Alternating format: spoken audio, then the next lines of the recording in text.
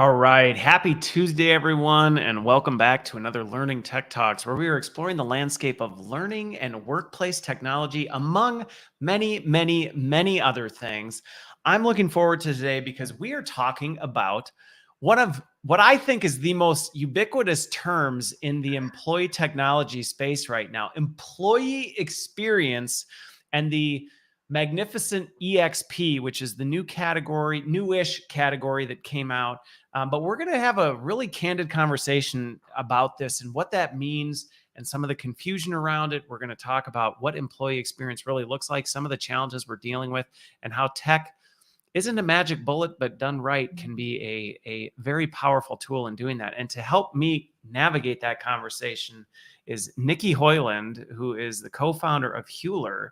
And we met, Nicky. First of all, thanks for making the time. We've been meaning to get together and do this live stream for quite some time. So I'm actually glad we finally made it happen. Yeah, it's been a while, right, where we get to talk geeky and nerdy, but we just never recorded it. So hopefully that's the thing. We've had these conversations before. We just never actually recorded and broadcasted it. So we thought, you know what, we should rectify that. Definitely. So we're gonna dig into this, but as we kind of get things rolling here, start digging into it. Nicky, why don't you share, because I have a pretty good sense, but even remind me, where are you located in the world?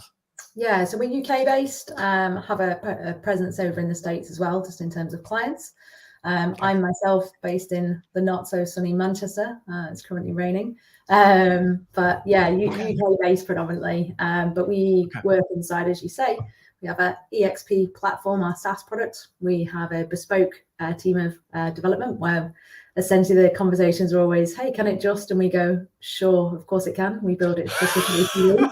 And that's generally, I suppose if you're in the employee experience category, you kind of in some ways have to, because it is probably a pretty broad. There's not like, no, actually, we don't think that's part of the employee experience. Yeah, and we have loads of clients that, you know, they want to build something, whether that's succession planning, career frameworks, LMSs, LXPs, whatever, but they want to build it in their exact own mold because they don't want a process of the way the system works to define how their internal processes always work. So we have a content arm to what we do as well. So that gives you a bit of a flavor of what we're about, but ultimately utilizing technology to make people better. Okay. All right. Well, we're going to get into what that actually means and how that's coming together, because inevitably, even just as we were backstage talking about this, there's complexity and nuance in this that is so important. But what actually jumped out is you said it was raining there, which is interesting because I did a webinar this morning with some folks in London and they said it was sunny. So how far are you from London? Probably about 4 hours in the car, something like that. Okay. Well, that's okay. So then that's reasonable. 4 hours, you could have different weather patterns, things like that. But I guess I was more surprised when I saw London bright and sunny. I was like, that's not usually the response I hear from people who are London based. Yeah, the UK is get an awesome winter, I think, come in with it being so cold already. All right. Well, I'm where I always am, here in Waukesha. But so let's talk about, I would love to just hear the background to this, because jumping into employee experience, tech founder of an EXP, where did that come from? Where did you decide? Was that something you always wanted to do? Like, how did you end up deciding, you know what I want to do is create an employee experience platform? Yeah, I grew up as a child thinking I really want to solve things. It's in your kindergarten wish book. Someday I'm going to do this. I wanted to be a penguin, but that's another story. I guess really my career around to join in the world of HR inside of learning and development. I worked inside of Orange and T-Mobile as they came together as EE here in the UK. Okay. So all of the challenges that brought of multiple systems, multiple departments, how do you train people, how do you relaunch a brand, how do you get people in our hearts and minds rather than just it's too tech-led by IT that it's super solid and secure and robust, but nobody wants to use it because it feels very tech-led and IT-led, versus something that was particularly HR-led that was much more around hearts and minds and why people want to learn, but didn't necessarily have the robustness or feel like something you pick up on this device. So trying to merge those two things together, and did that successfully in my time there. And then co-founded the bespoke arm of the business, where easiest way to describe that is, can it just? And we say, sure. And we develop that and architect that out. And worked with some brands such as Santander, L'Oreal, Expedia, so big brands on a global scale, and saw commonality time and time again of some of the challenges they face of a lot of tech sprawl. How do they engage people from right the way before somebody joins the organization, which I think we talk about employee experience too much starting on day one, and it starts way back, right the way through to offboarding and how people can come back to the organization and alumni. So seeing that consistency of challenge led us to the point of, actually, let's create an employee experience platform that we can still do the can it just builds of technology for folks, but actually we enable them to bring everything they have into one space, that it's nice and easy to get to what you need, consumer grade, personalized, vendor agnostic, no need for IT, create awesome content within 2 clicks, which is often the challenge, that if you layer in, you need a developer or you need a designer, or content looks particularly boring, or it's difficult to do, or I have no idea that has not been my employee experience ever. I have no idea what you're talking about. Yeah, they're all super slick, right? And I think so much at the moment we're talking about employee experience, and it's like we talked about, it's the buzzword everywhere, right? Everybody's putting experience into solutions or marketing. I think for this conversation, and specifically where I work, like, we're talking about digital employee experience, which is not the full scope of what employee experience is, which I think is just really important to note, that technology or just throwing in something else isn't an answer. If we're talking about culture, technology, and physical space coming together to offer an experience, actually that's probably owned by the whole business. It's not solely owned by just HR. Whilst some of it might sit within HR in terms of implementation, it's everybody's responsibility, right, in terms of what the experience is. Well, it is such a broad thing. And what's funny about kind of the background to this is, I remember when we first connected, which it was a while. It's been a while now. And you were in this space. So even getting some more of the history behind it, you were in this space before it was cool. Because I remember we were talking about this before EXP became a big thing. And then I remember when it all blew up and you went, oh, what now? Like, everybody can.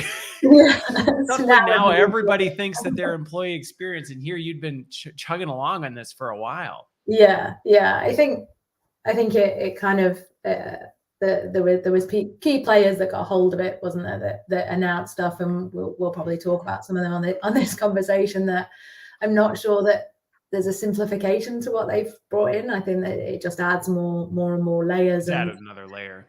Yeah, I think probably, and again, what we were chatting about backstage, for me, if we're looking about and talking about digital employee experience, that has to be all people across our organization. And we're not just talking about the experience that we have with HR. Because if I don't work in HR, if I work in the development department, or I'm frontline, marketing, or I work in a warehouse, I might only engage with some of those HR processes 20% of my digital time at the organization. So when we're looking at, well, what does sort of this work-life flux and balance look like, digital fatigue, where do you go for one thing? We need to be really careful that what we're not creating is a HR hub, a finance hub, a development hub, a hub for this, a hub for this, a hub for this. Because as we talked about, you're going to then need a hub of hubs. And at what point? That's just it. If everybody's creating their hubs, then we're inevitably going to get to this place where it's like, boy, you know what we really need? We need a layer on top of our layers that was the layer that was on top of all the layers for that functional stuff. And you know what we should call it, right? It's going to be some other new 3-letter acronym. Yeah. And at the moment, there is this, I think there's confusion in the industry, which vendors don't help themselves. You know, I can't sit here and say, oh, vendors, you know, we're not part and parcel of that. But I do think there's a lot of acronyms around. There's a lot of change inside work, right? I don't think we can call it the future of work anymore. I think it's been happening for some time. Future's here. It really is. I think, hopefully we're at a stage where we can start to just call it all work, whether that's remote work, hybrid work, in a physical space. It's all just work, right? And if we can start to drop that attachment with, we have to box it into being something, and kind of label folks within those boxes, I think that will help if we're intentional and purposeful about the design that we put in for work, which includes employee experience and digital employee experience as part of that. I think that intentionality that enables people to connect to culture, purpose, values, trust in our organizations, that actually we need to move past, well, what office building do you sit in to do things? So let me ask you this, because I think that piece I think is really important, but I'm really curious as you get into this, kind of where things start with folks, because I do think, the nature of work is becoming so. I read something recently about it's just very fluid is a very good way to describe it. It's like, well, what is it anymore? And we're so busy sometimes trying to box it into certain things. Go, oh, well, no, that's this work. No, that's this work. And it's like, isn't work just happening type of a thing? So I'm curious, as you work with folks, because this does become confusing for people. They're like, well, we have this work happening and this work happening. We have these tools happening. It creates a lot of confusion. And I think everybody's trying to find this nice, easy way to bring it all together. But at the same time, as you said, there is no, and this is what it looks like. So when you work with folks on this who are going down this path, what are some of like the starting points where what ends up leading somebody to go, you know what, we need to focus on our employee experience technology? Like where does that conversation usually start? Because we talked about, like, some people are just trying to fix their intranet. Some people have a complicated tech stack and they're trying to simplify it. Do you see a healthy mix, or what usually is like this festering wound that usually draws people to go, maybe it's time we actually do something about this? Yeah.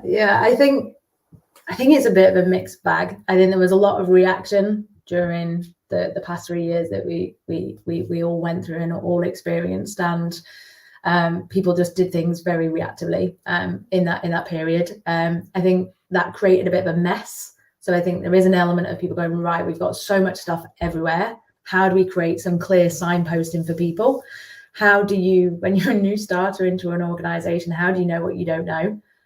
How do you tell a consistency of message from one to one to one to many, but allow that to personalize by individual? So there's all this nuance. It's like, it needs to be personal, but we also need to have it be structured. I mean, there's just so much of that happening right now. Yeah, which is where I think more and more people have brought in more and more tech to try to, rather than going, actually, what dots have we already got and how can we connect them and understand them? How can we listen, which is really important, to what our people need? So are we actually trying to solve a problem with this whatever that is that you're bringing in? Have we really listened to the challenges that we face across the organization? We're in conversations with a client at the moment that initially their kind of need was, oh, we need another LXP. We've already got 6, but we're going to bring in another one because that one will store. Going back to like what we talked about, we've got all this complete. We need to layer something on top that's even better.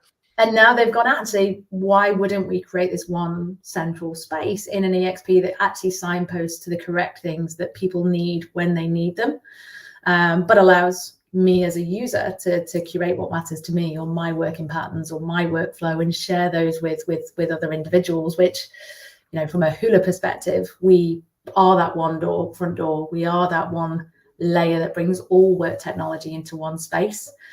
So it's not just HR processes or just how you engage at an onboarding point within your journey, but we start right the way back, circling all the way back to where does employee experience start, right the way through to offboarding, and allow that admin can go, hey, this is what we need you guys to know through audience management.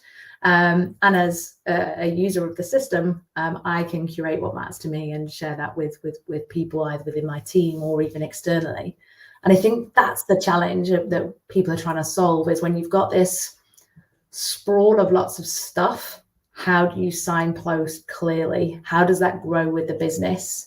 And how do you consistently start to think about, well, what are those individual personas that we have across the business, again, through listening, and what do they need at what time throughout their lifetime with us as an employee, and then what are we doing for when they leave? You know, if we're wanting to attract people back to the business, are we creating these alumni collections? Are we signposting these are current roles that we've got available, and actually you might have not had a role fit when you left, but there's now this that might work for you, sort of, and targeting more specific content.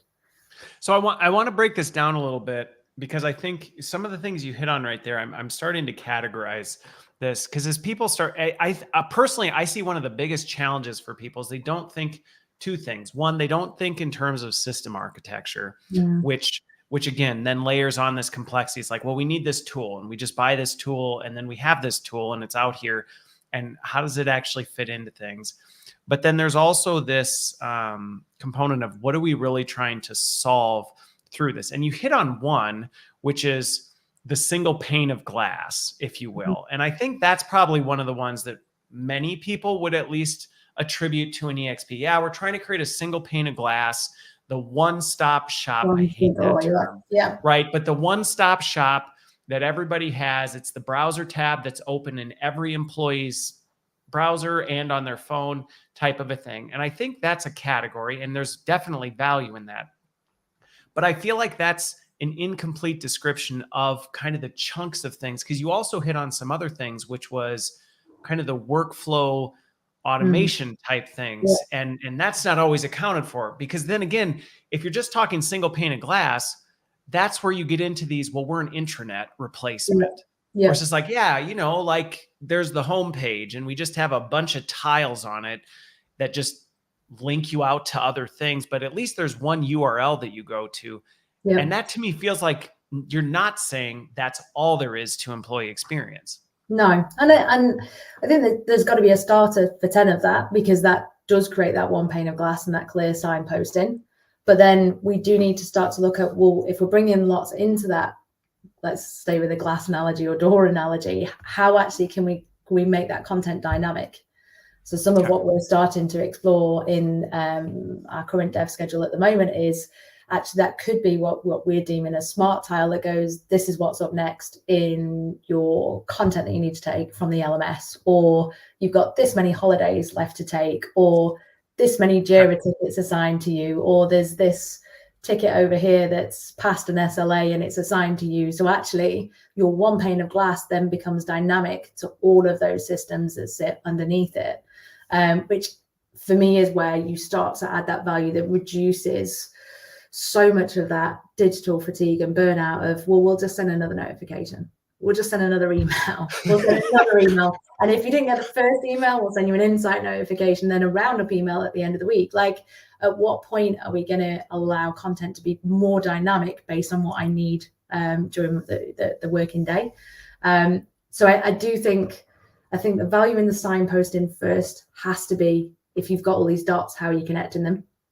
I think then there's this personalization by audience of, well, what do different role types or locations or managers or so on need based on their role.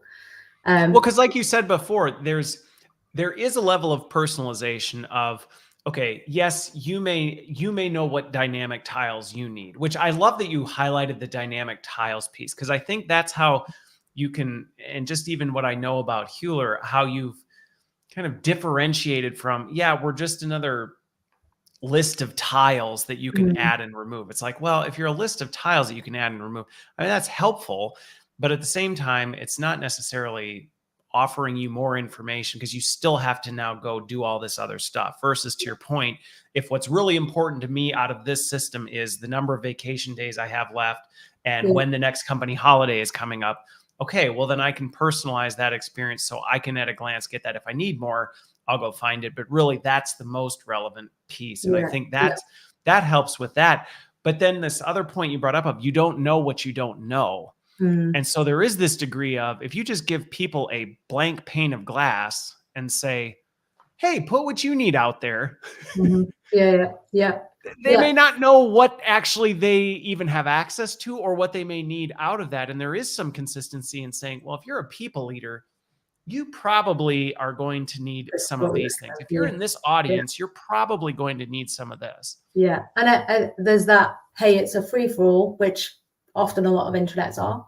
There's no curation of or by audience type, which might be certainly in Huler, that might be based on org attributes, so is manager, location, whatever, or it might be based on start date. So actually your content is continually changing based on where you are with your time in the organization. And whilst there's this big force on, well, this is what the business needs you to know, actually where we have that different angle is, well, we allow you to create your my tiles, that actually that can be whatever matters to me as a human being, not just as an employee of the organization. So that could be signing off, weekly reports, that could be taking new content, or it could be, actually, I just want to go check the New York Rangers score because I'm going to pick up this device and I'm going to do it anyway. I'm going to pick up another device to look at that anyway. I will find a way to do it. And as we've talked about through, collaborations of collections, that we allow people to go, well, actually, this is the stuff that I've curated, or, I have these helpful hacks in my working day that get me straight to what I need, or help with me being focused at certain points of the day. I put those into collections and then I can share that with people. So again, where we're trying to lock people down and we go, oh, no, we don't want people to share in that way, or we don't want people to collaborate in this way, they're going to find a way to do it. They are going to find a way through, whether that's WhatsApp groups or, software that they just access on their own device and they're messaging or emailing their private email. People will find a way. So if we can, they've got WhatsApp groups, text threads. I mean, they're doing this. They're doing it right now. But if we can enable them through, actually, we want to bring in technology for good, and we don't want to big brother you and monitor you, but we trust within the organization that these are the things that we're going to enable. At least you have the ability to still be pushing content to them or curating, rather than they're off on a WhatsApp group somewhere that might not be as secure as you want it to be, and you might not be able to see who's in that group and so on and so forth. So I think there's this, at the minute, it's quite a challenging push-pull, but I think it needs to be quite a healthy push-pull between flexibility of device software versus lockdown of quite what IT want you to have. So let's transition to that a little bit, because I'm really curious what you're seeing from your lens. I mean, I've got a vantage point through conversations I have, but you're in the employee experience space, so you're having more of these, because there is, historically, when we've thought about employee experience, it's been, here's what we think you need as an employee. We're basically going, which is exactly like you said with the intranet. We're going to create this intranet page of all the things we've decided are important for you. Yeah. So that's on the one extreme, whereas an organization says, we're defining what your employee experience is based on what we think or what we're going to allow you to do. Yeah. Then there's this kind of free reign. Well, actually, that environment basically creates almost this polarization where it's like, fine, if you're going to try and tell me what to do, my life doesn't look like that. So I'm just going to go create a separate world that you have zero control. That's just a bunch of backdoor workarounds around this, or even more of a distraction because I actually have to step out of the ecosystem to go do this stuff. Where are people at organizationally and individually?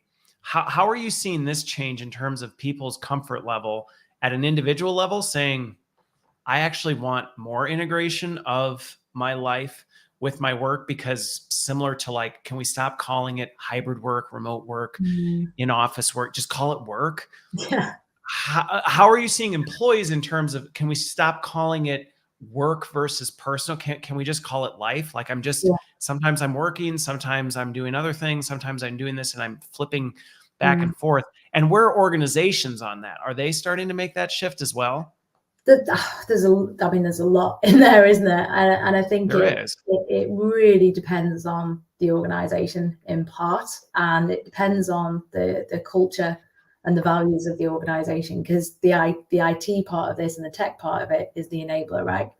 So I remember a conversation back a couple of months ago now, where there was this conversation about, how do I know what people are doing when they're not in the office? And I was like, how do you know what they were doing when they were? It's the output that folks are doing. It's not this sort of presenteeism of whether that's, you know, the office that I'm in or the background that I've gone on a virtual environment. So we've got this, I think there's an interesting dynamic about to hit us around this work-life balance that would suggest potentially they are two separate entities that may coexist but are split. I think that's comes from very traditional working patterns, right? Where we work 9 to 5 and we go somewhere and we come back and we do this. Whereas actually we come to work, I do my work thing, then after work I turn off, and then I go back and I have the rest of my life. And work was this place where you would go rather than now. And this isn't new, right? This has been happening for a long time, but has come to the forefront much, much more. But work is now this verb that you do and exists within, as you said, I'm doing life. It's not that I'm doing work and then doing personal stuff. It's my life. Some organizations, I would say, we've got a challenge coming up of this concept of right to disconnect, which, you know, you and I have chatted about. And for those that don't know, will dictate when working systems can or cannot be on during the day. So if I, as the organization, am saying, right, we've got this right to disconnect, so work systems have to be off between the hours of this time. We can't communicate with people past the hours of this time. We're very, very clearly setting out that the flexibility is now removed from when and where you can do that. You've actually stripped a lot of autonomy away from people. It goes, which of course it is, at its essence, it's there to protect people's well-being and care about their digital fatigue and overwhelm, but in turn creates so much I guess a rigid structure to what those working patterns need to look like. And asynchronous work is like, well where does that now go and live? So we've got this kind of challenge of, well, how do you look after digital well-being for folks? That's so important, where there is this, you know, we do need people to be able to avoid burnout. And I think Deloitte have just very recently done a survey across millennials where 46% of them are saying they're stressed all the time because they feel like they're always working and they can't turn off. So I think there is this digital anxiety of, and this is a little bit of a problem that has come out of this new kind of integration space, is because we had such a historic categorization and then that got blown up. And I don't know that the work was really put into adjusting cultures, adjusting leadership styles, adjusting work styles to say, wait a minute now, we can't just do this. There were these like false expectations that kind of carried over. And I'm not surprised, similar to you, like the reports I read where people literally have a perpetual state of anxiety because they just feel like, I have to be on. I have a hard time going to bed because I'm worried when I fall asleep, I'm going to miss something. And it's whoa, how did we get to this point? And this pulls us back to that, whose responsibility is it within kind of that burnout and the ability to switch off? And I think if an organization is enabling you to go, actually, we're going to allow you to bring together, let's put them in boxes, work and life. We're going to allow you to bring them together. And again, we trust you, and our culture is such that we measure output, that we're going to let you use and utilize technology in that time period during your working day that makes sense. So rather than this dictatorship of, well, these are the times when systems are off, actually, if we can use the technology, and this is what we're working on, is to go, well, actually, let me flick between what mode that I need and want, right? Like we're seeing that on these devices of, I've got a holiday mode, I've got a focus mode, I've got a work mode, I've got a gym mode. Actually allow me to be able to be in control of curating where my focus needs to be, if that's because you've allowed me to integrate these two entities, because I don't want to always have them split. And if I do, that's okay too, because I can. And I know some people who would much rather they want two sets of devices. They still want that thing. And to some degree, it's almost a boundary they've set for themselves to say, this is what you bring up is really interesting. And I do see this as being one of the cruxes, and the challenge right now is figuring out whose responsibility is it? And I don't know that the answer is, let's point a finger at any one particular group, because it's like, you as an employee have a responsibility in that. As an organization, you have a responsibility in that. And where do we draw those lines? it's the enabler, I think. So if you've not enabled the technology to facilitate that to happen, you are, as the employer, saying, well, this is how we do things here. We don't enable this either flexibility or care for digital well-being and digital fatigue. I, as the end user, though, have to take an element of responsibility, which is why Apple have got screen time, right, on your phone, that it can lock you out of an app you download yourself to go and see social media, but it locks you out, or will, you know, flash up to you to say that that's enough for today. Yeah, you've used up all your Instagram time. You're done. Get off of it. But we're having to put these restrictions on ourselves. So again, I think if the organization is enabling that through technology and going, hey, we understand that people work differently, we're going to listen to what different people need, we're going to allow this curation of intentional work technology for you to use as you need, but we understand that that fits around your life. I think it's the enabler that's really important, and the enablement has to come from the organization in order for it to be taken up and used and seen across the workforce. I love that you brought up the enablement piece, because to me, that's in many regards, that's how I look at any piece of technology, is that it's an enabler. You know, buying the right EXP is not going to create the work culture that you want to create. You don't go, oh, you know what, we need this more integrated work culture. Let's buy a piece of tech and then the culture will follow. Yeah. It's an enabler of what you're trying to do in that. And if you haven't done that enablement, there's opportunity for you as an organization to lean in. I am curious how you're seeing some of this shift, because it has been interesting as we've gone through this. And this is where I think I still see some agita on the employee side, where they go, I want to be more organized or integrated, but I'm also a little bit nervous, because in some ways I've seen organizations swing towards the draconian Big Brother thing because they got really uncomfortable with the fact they couldn't see their people anymore. And I love that you said this before, where you're like, why do you think you knew what they were doing when they were in the office? You know, there was this attitude like, well, we used to know that they were working. And you're like, no, you didn't. Like, you did not. You could see them, but they were still shopping on Amazon or checking the news. Like, you didn't lock that down. I'm curious how you're seeing that shift happen, because I could see this potentially being a real risk where you go, yeah, let's encourage everyone to fully integrate their lives, but there's almost this back end plan to like make sure we're policing stuff, and that could actually cause more destruction to your culture, where people go, wait, I see what's going on here. I want nothing to do with this. I fully support this. And I think, and again, so much work technology, we need to think about what do we use in our own personal lives, right? So on an Apple device, an Android device, actually they make a huge marketing drive and push around actually how's your data being used. People are much smarter now on what's being tracked, what's this app using that for. It asks permission of, are you okay for your data to be tracked here? Yeah, are you fine with us sharing this data or no?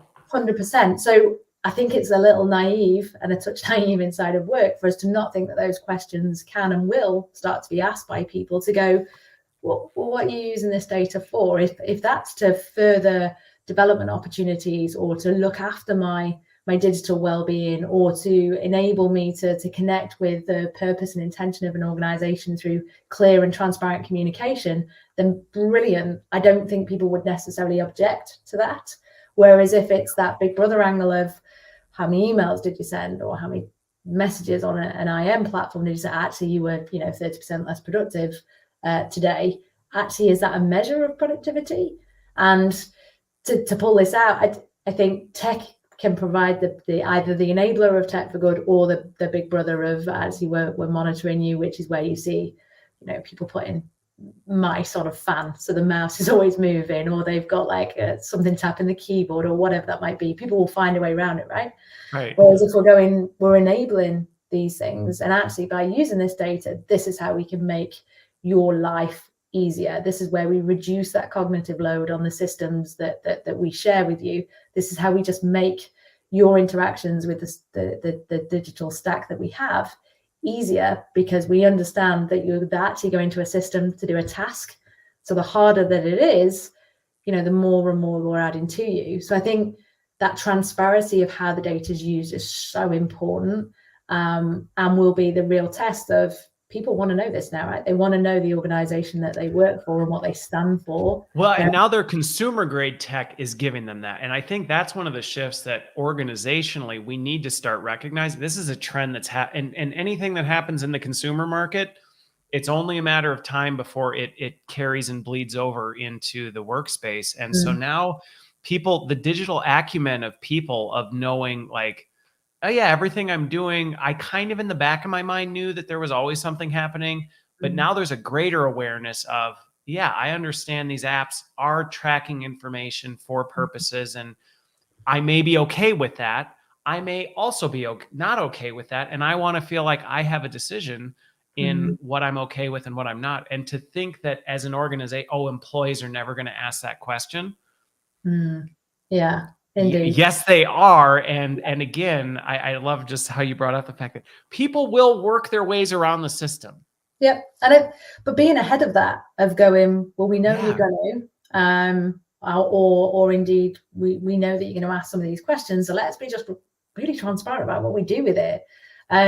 I think if there's then a challenge where people aren't being heard or not communicated with or not listened to, which when we talk about even where do you start, I think there needs to be, well, what problem are you trying to solve and what's your standard? So what does employee experience look like? Because it's so vague for folks, right? Is it a scale? Is it a happiness factor? Is it retention? Is it, how are you measuring how engaged your people are and what good looks like as an employee experience within your organization? That's so much wider than just HR. Is certainly so much wider than just necessarily whoever looks after the intranet. But I think to have these real conversations that then go, okay, well, now we figured out what employee experience looks like to us and where we are, where we want to get to and what good looks like and how that will evolve as our work landscape of work changes. Then we can start to go, well, what does digital of our employee experience look like? How do we bring stuff together? How do we signpost? We've got clients that have got systems that they've paid millions of pounds for in a 5-year term that never get used because people don't know that they're there. They're going and getting stuff that they use in their own experience and on this device. It's a free download from the App Store, but then inviting other people to it that there's then another license that they need to pay that's going through on expenses because they've not got a clear signpost into what's there. So again, that data transparency of actually we want to signpost you to things that are going to help or connect you to purpose or enable you to curate and share collections of content with folks that just make their work life better and what you need to get to at any given point easier. And I think that's where the data lens starts to come in more and more so.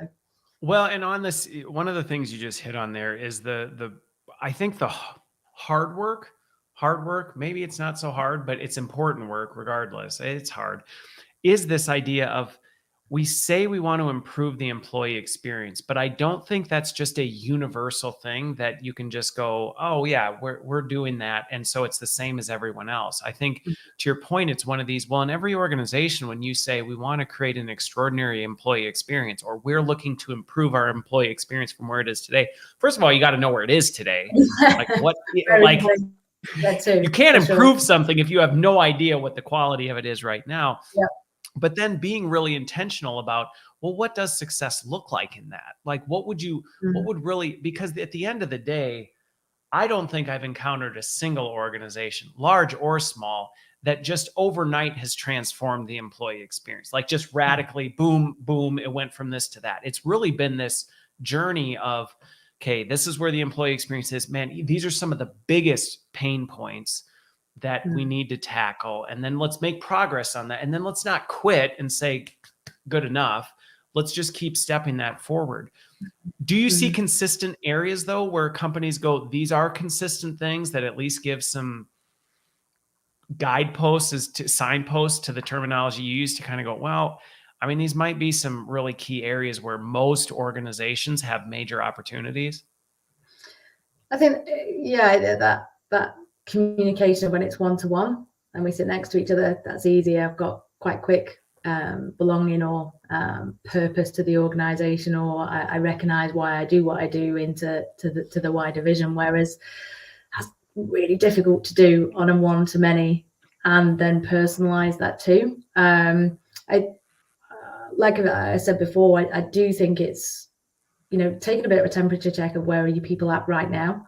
And it isn't just that role or responsibility of HR, whilst it might live within HR. What are you doing to enable managers to look at this a little bit differently and through the lens of actually work has changed and technology's changed with that pattern, but ultimately we're doing all of this for human beings. We're doing this, and all of this technology should be to help human beings be more successful and more productive at what they do. So enabling that manager shift, I think, is really key. And as we said, the technology just layers and wraps on top of all of that. Because if you can just have your DEX taken care of because it's in, people know where they need to get to, it's audience managed, it's personalized, people can curate what matters to them. Whilst that still needs curation, because if I went to, I don't know, let's say Spotify or Apple Music, and I've gone, well, I've listened to every single one of these albums, I'm probably not going to keep going back, right? There needs to be an element of freshness or new releases or other people that you listen to. There has to be a draw that takes me back that's not just the system. But if you've dealt with that and you're curating that and keeping that fresh, actually the other stuff that takes so much more time, attention, consistency around communication, values, transparency, purpose, connection, leadership, all of that wrapped inside of tech, that you've dealt with the tech, easy peasy, to an extent. The human side of what you need to do, I think, is where people are spending a lot of time. And as you say, to temperature check, well, what are we trying to get to is hugely important. It's interesting how you talk about this, because I do think it's very complicated when you think about the employee experience, but there are elements that I think sometimes we overcomplicate. Where it's like some of this stuff is actually easier than we make it out to be. And because we complicate it, we end up adding on layers of complexity. Now, at the same time, I think sometimes that complexity is warranted. So let's just take an example, because we said we were going to go here. So let's just do this, because when early in our conversations, there were some big names out there, right, that came out with like the EXP of all EXPs. And there was kind of this perception that, oh, this is it. Like we just flip a switch and we've solved the employee experience. And it's certain platforms are much more complicated to actually pull this off than others. And I'd love to just hear your lens on where do you see some of that stuff where companies go into it thinking, yeah, great, we're going into the EXP space, we're going to try and solve this, and we're going to just kind of go the path of what we perceive as least resistance. And then they get into it, and there's almost some degree of complexity that probably doesn't even need to be there. But it is because, well, that's just how it was designed, because it wasn't actually designed with simplicity in mind. Yeah. We know some of the names that we're talking about where, just in terms of implementation, we're talking months. Licensing structure is very, very difficult and very costly, but then ongoing maintenance and development support of said platform is really challenging. And even if that wasn't a problem around resource and cost and time to set up and complexity to set up, I'm not sure that gets to the heart of what I, the user, the end human being that uses said thing, needs. Again, it's just boom, boom, boom. This is what the business needs. It should be business experience is what those platforms should be, because that's what they are. And, fair play for what they do, but they look consistent into the suite of tools that they are. Whereas if it's okay with you, buddy, I'll just quickly let's pull it up. I told you this show and tell is perfectly acceptable for this type of thing, because I know exactly what you're talking about, where some of these employee experience platforms don't actually feel like a different experience. It's not, it's like, well, yeah, this is still this compartment of what I'm used to. So let me pull it on screen, because we're actually talking about So this gives you a bit of insight into me and my life, right? So as you can see at the top here, this is my tiles. So what I'm not talking about here is what the business needs me to know. I'm talking about what matters to me as a human being. So this could be, rather than 16 clicks to get to a work-based task of what I need, I get straight to it. But the important thing that you'll see here is this is all pictures of my family, holidays, and pets. Because again, I'm a human being, and some of the platforms that we're talking about don't connect with me as an individual in this way that actually I've curated what matters to me on any given day. Similarly, and I know we touched on just earlier, but if we can start to look at, well, this is what the business needs me to be aware of, and all of that is curated, and it's easy to create content in 2 clicks because we scrape website images to pull down. So let me just move this bar at the bottom here, and we'll just do an easy one for us. If I just go Tesla, if you know Tesla, actually I scrape that content. So again, some of these platforms just become this place where stuff goes to die and nobody can find it because it doesn't look great. Whereas actually within 2 clicks, we go, well, let's curate something that people want to engage with. Or equally, if you've not got images, let's not give you a whole image stock library, or you need a designer or a developer. Let's just curate stuff that make people want to engage with content, right? I know we touched on before as well, from that kind of, how do I then start to bring content up and make that dynamic to folks? This is some of what we have in development at the minute, that these tiles then become dynamic to me. So yeah, of course that might be calendar, but I might have calendar. Right. So there's some Outlook integration type stuff that says, hey, here's what's on your agenda today. This is all coming in terms of insert system name that you use, and then we're pulling in this dynamic interface. So that could be holidays that you have. And actually, if we can get a read write API from your existing holiday system, why wouldn't we allow you to book here and then just shoot that back to your system? But from our point of view, this could be absolutely any system interface that you have across the organization, which is where it pulls me back to that. When we're talking about digital employee experience, we can't just focus on HR processes.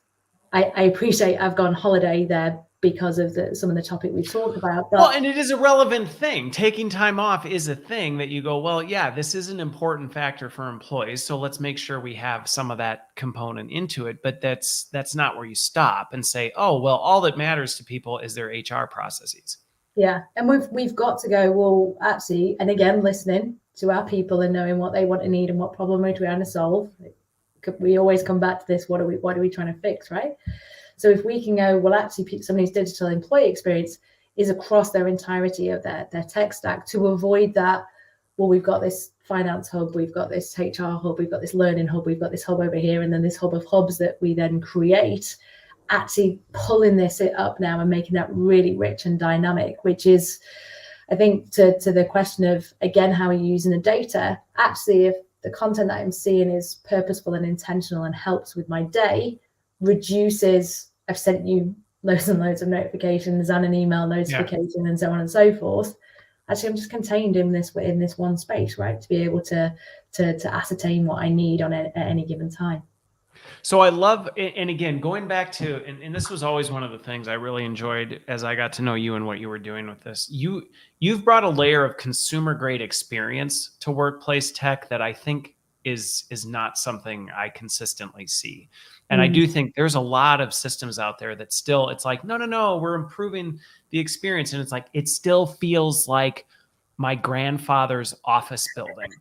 It's like, why does it feel like my grandpa's office building instead of the way that I do things in life outside of that? And again, kind of this live tiles concept of, I mean, that iPhone was late to the party with it, but I mean, in many regards, this is kind of the way we're going when we think about user experiences. People have this expectation that it's like, I just think of my iPhone. You have all these apps in your library, but how many of them actually have tiles on your home screen? Well, not a lot of them, because I don't necessarily use them all the time, but I have live tiles because I check the weather regularly. So I want to be able to see what the temperature is at a glance.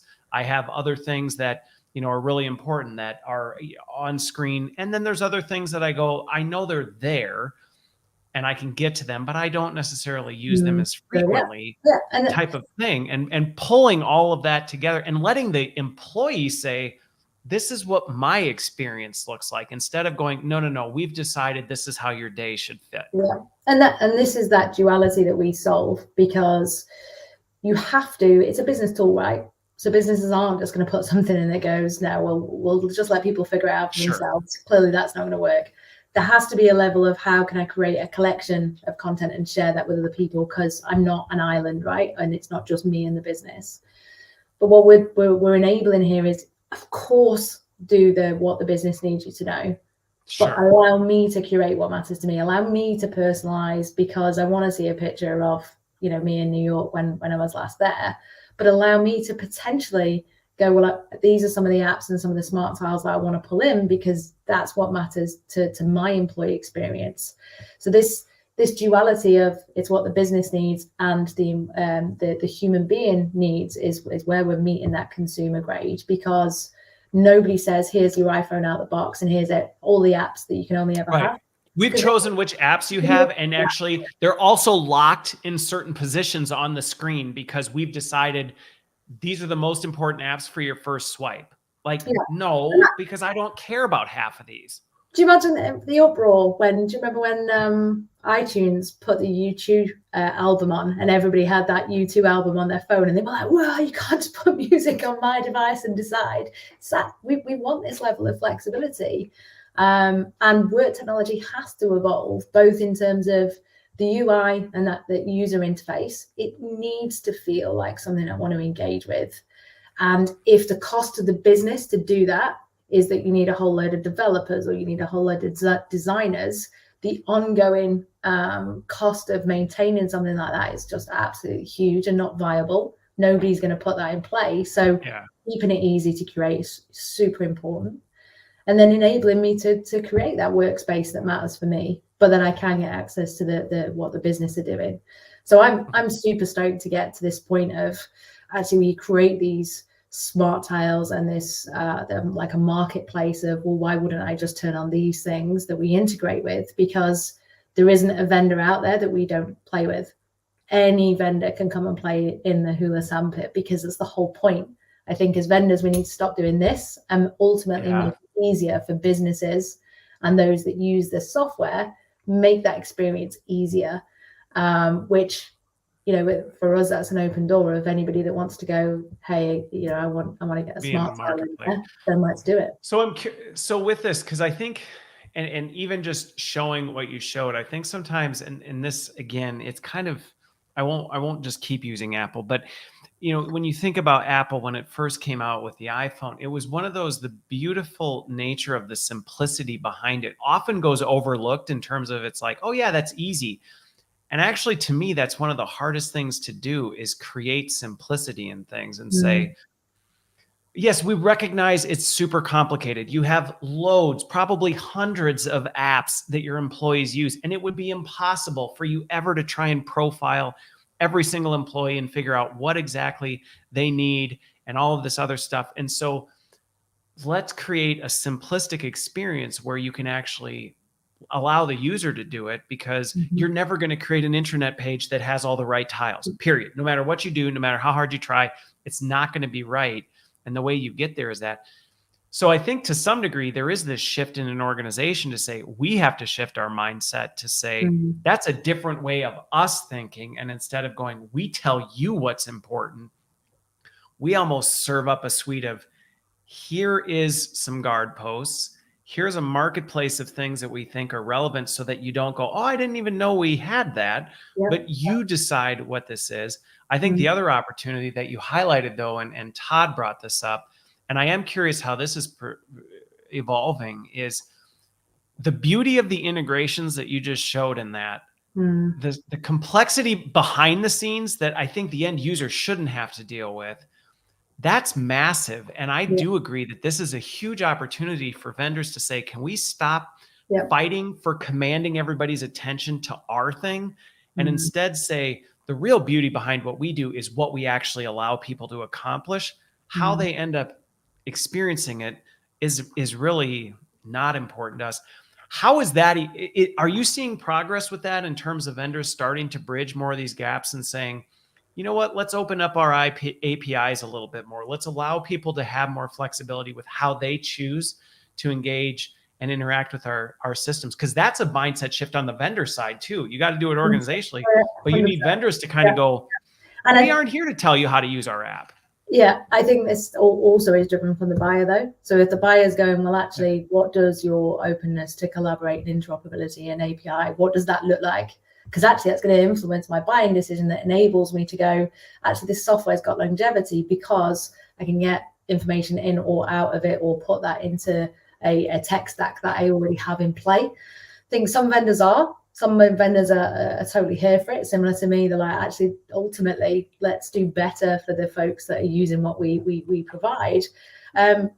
Some that's a more challenging conversation to have, because they are of a size where they go, well, no, we don't want to play with others, and there's an intentional reason why. But I think as more buyers challenge that and say, but why not? Why would you not enable me to do X, Y, and Z? I think there's a little bit of challenge there that is being seen and is certainly being heard. Because as well with what we're able to do with that, the collections that we touched on. So anybody can create a collection, anybody can bring stuff together and share that with people internally, or indeed share that externally. So I can generate a unique link that could be used for TA, that could be used for pre-boarding, that could be used for alumni, or it can be used for restaurants I want to visit next time I'm on the holiday. Again, that whole work-life piece. If we can enable that, what we're not doing here is we're saying we overwrite privileges or systems, or we're going to overwrite access to your systems because you've opened up an API. We're sensible about where you allow that and where you don't, because if you've put a link inside of what we do to SharePoint, we're not suddenly going to go, oh, well, actually, we'll overwrite all of your Active Directory policies and permissions. Of course, we're not going to do that. But it's this element of vendors going, okay, so we've got these guardrails, we've got these APIs, we know how that's going to work. Right, okay, this makes sense, because people start with this journey before they're even in our organization. So before they're even day one or pre-board, actually how we interact with them is through this consumer grade platform, one place of where we get stuff. We show this interoperability of what we do and how we're progressive right the way through to offboarding. I think vendors have got to go, well, why wouldn't you want to be part of that? And that's not just saying inside the Huler platform, but inside any vendor stack. Why wouldn't you want to be part of that? Well, and two things on what you just said. So one that just jumped out, and I think sometimes it's these little things that we just don't think about that can have a big impact. But even something as simple as, like you said, curating a set of tiles around like places to eat near the office. Mm-hmm. When you think about the employee experience, those kinds of things matter, because let's say you're bringing people in for whatever, and they're stuck in a hotel, and something as simple as like, I don't know where to eat. Mm-hmm.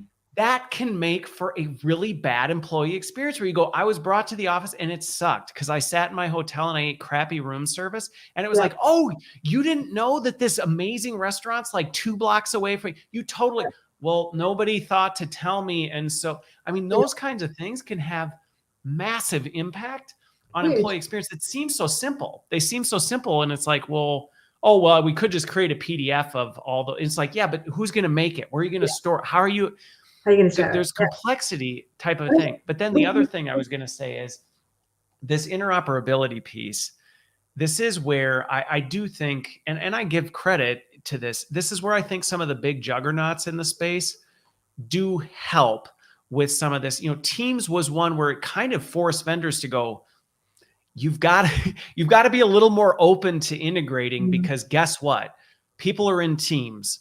So and I think in some ways it's pushed the conversation, which I think has been a benefit from some of this stuff, is it's like, well, people have had to think a little bit differently about, well, no, the only place you're ever going to access my platform is from my platform. Yep. Maybe not. And I think there's room for that, but I love how you're taking that then to the next level of saying, well, instead of just smashing it into some other platform and keeping, my grandpa's version of The Office still alive. Like, the grandpa's version of The Office. That's the best thing. Like, let's make it something that feels very natural and intuitive to what you do in life. So 100%. And you just mentioned in there to give you a bit of a flavor of how that works for us. I'll just real quickly share, because I know we're nearly at time, but this, exactly as you said, me being able to go, well, I've got restaurants next time I'm going to visit New York. I can add to this consistently, all looks super visual, but actually I can share that on one link with anybody externally, and I can password protect that if I want to. So if it's more sensitive than places to eat near the office, I can password protect it. But actually, I can share that with anybody at any given time. So again, we use the principle there of thinking about the human being, and that actually I might want to check out restaurants. You might want to, and the thing is that can matter. It can matter a lot. 100%. So that's I told you we were going to run out of time. I knew we would just be getting started on this. So Nicky, again, I really appreciate the work you're doing in this space. I think it's a very important conversation to be having. Employee experience is being talked about a lot, but I think the action and intentionality behind it is lagging a bit. And so I think this conversation was perfectly relevant for the time. And again, I appreciate you making the time and the important work you're doing in it. So thanks for joining me. Thank you so much for having me. Take care, and I'll talk to you soon. All right. Talk to you later.